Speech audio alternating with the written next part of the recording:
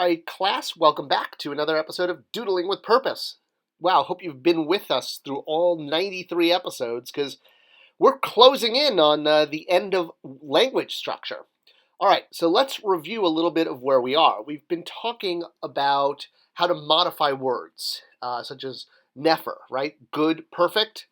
How if you take that word and you add a loaf to the end, the T, it becomes what is good.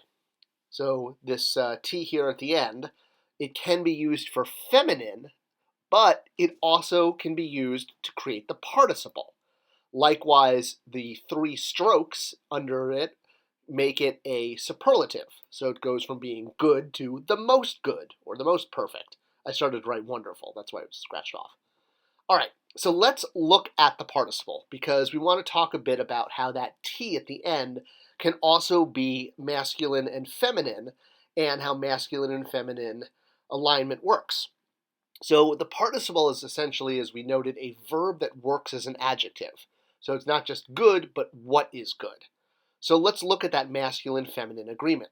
So here we have a sentence, and it's a sentence with a feminine subject. The subject is that first word, which is wife. All right, so remembering that adjectives have different masculine and feminine endings. Feminine ending in a T, masculine if it's plural, ending in a W, and single masculine having no special ending. So back to that sentence. So here we have Chumt equals F, Mert equals F, Irt, Chussen equals F, Ra, Nub. So to translate our transliteration, this is going to turn into the sentence, his wife, his beloved, who does what he favors every day. You can probably recognize a few words from last week's lesson, trying to keep the vocabulary a little simple here before we get to the vocabulary builder course with lesson 101. But that's to come in a few weeks.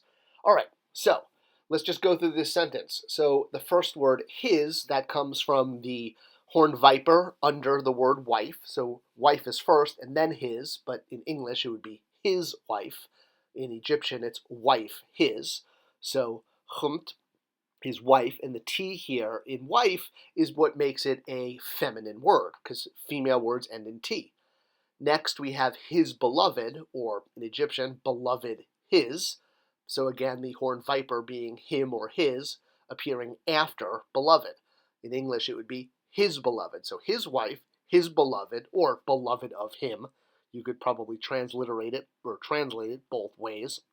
Now we have our verb, which is the verb ir, and this is who does.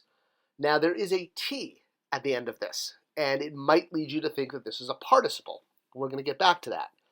Now we have what he, so we have the T above the horned viper being he, so what he, and what he does is he favors. So we have the verb favor, which is chus, and the two S's, the double consonant, tells us we're in a participle, followed by the verb the word ra nib, which is every day, or day every.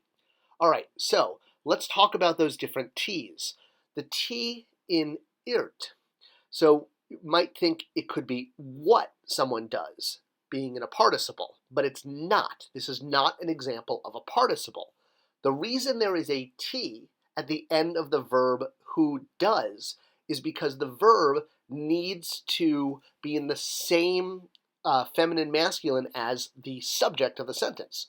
So wife being the subject and ending in T because it's a feminine, so the verb also has to be in a feminine form.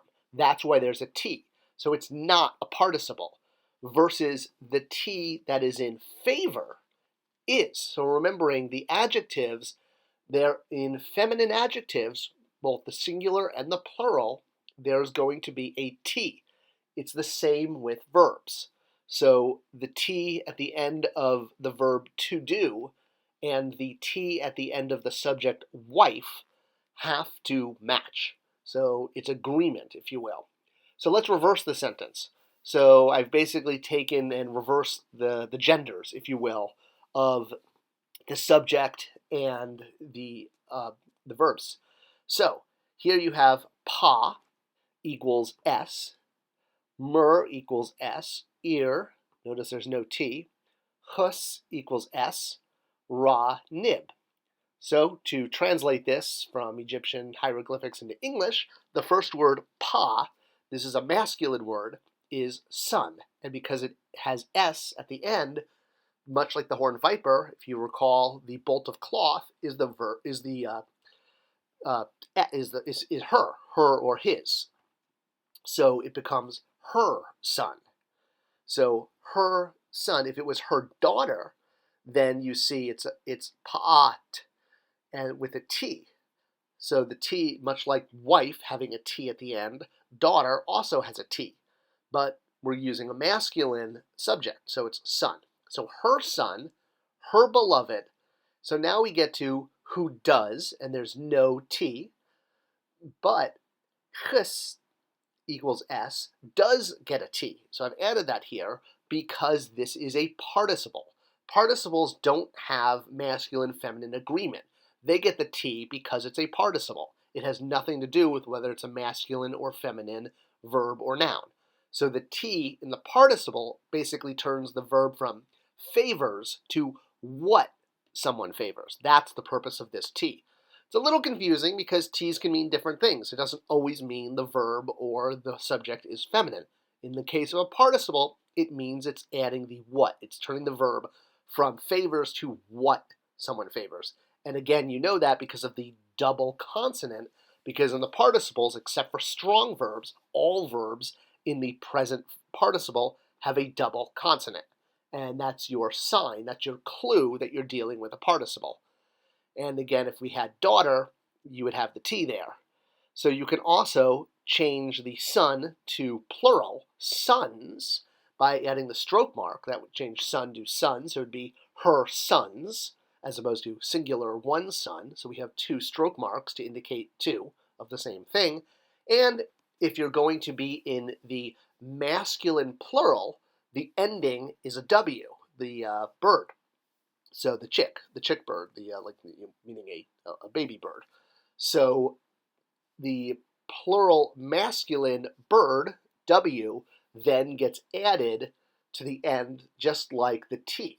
So here I've added the chick at the end of the verb does. So who does has to be masculine plural because the subject of the sentence, sons, is now masculine plural. If it was just one son, we don't need that because masculine singular doesn't have that ending. All right, the end is in sight. We're at episode 93 out of 100 episodes or 100 lessons. And after that, we're going to go into vocabulary builder. So, hey, after this, you are really going to feel like you have a good grasp of working through Egyptian hieroglyphics. If you have any questions, need any clarification, let me know in the comments. I always comment back. I want to be here as a resource to help. If you like this video and this channel, please do give it a like, a subscription. Reposting the video, sharing it with others really helps out, and it's most appreciated. Thanks for hanging in there, and I'll see you guys next week for more doodling with purpose.